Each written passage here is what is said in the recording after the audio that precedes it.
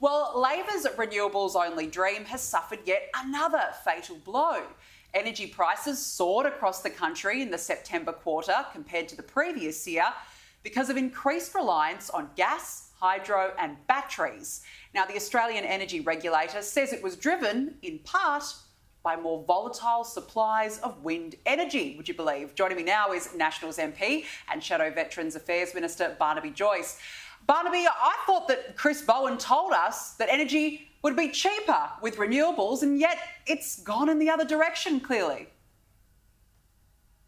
Well, you know, we've all got this wrong. Look, Chris is apparently right. The fact that it's gone up by about 300% in Tasmania, that it's basically doubled in Victoria, almost doubled in South Australia, is irrelevant. It's irrelevant because, you know, as you find it, they say, look, you've got to understand, in the land of bunyips, something's got to power the winged monkeys. And you know, that's intermittent power. And when you go back to them and say, mate, bunyips are a myth, winged monkeys don't exist, and intermittent power running the country is a nightmare, not even a dream, it's a nightmare. And the cost of living, look what it's doing, is smashing people. And when's this cult-like attachment to this ridiculous idea that you're going to run Australia on intermittent power, euphemistically called renewables, nothing renewable about them, farms, God knows what's farming about them.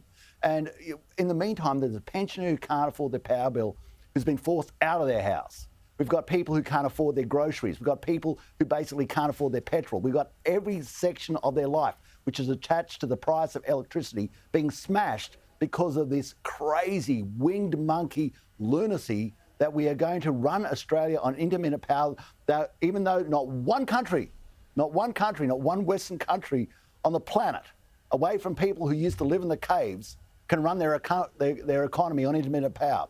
Part-time power for a full-time economy, that's the way to become very, very poor. And that's what's happening to us.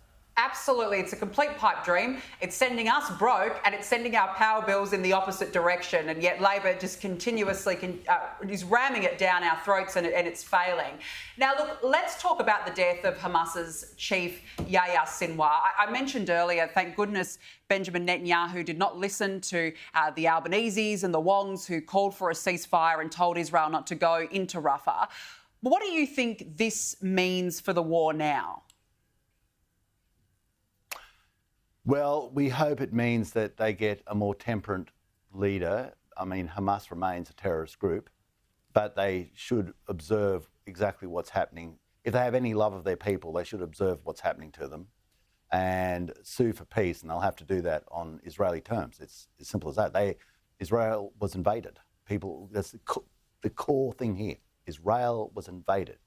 And if an island popped up off the coast of Australia, and it invaded Australia in the form that Hamas invaded Israel, the Australian people would want 100% effective retribution and removal of that threat. And the only way that this thing can come to a conclusion is surrender by Hamas, return of the hostages, and you know the proper terms of what happens when you start a war, which is what Hamas did. And let's be honest, they are losing and losing very, very badly. Yeah, absolutely. It's very clear. Barnaby Joyce, really appreciate you joining us on the show this evening. Thank you so much.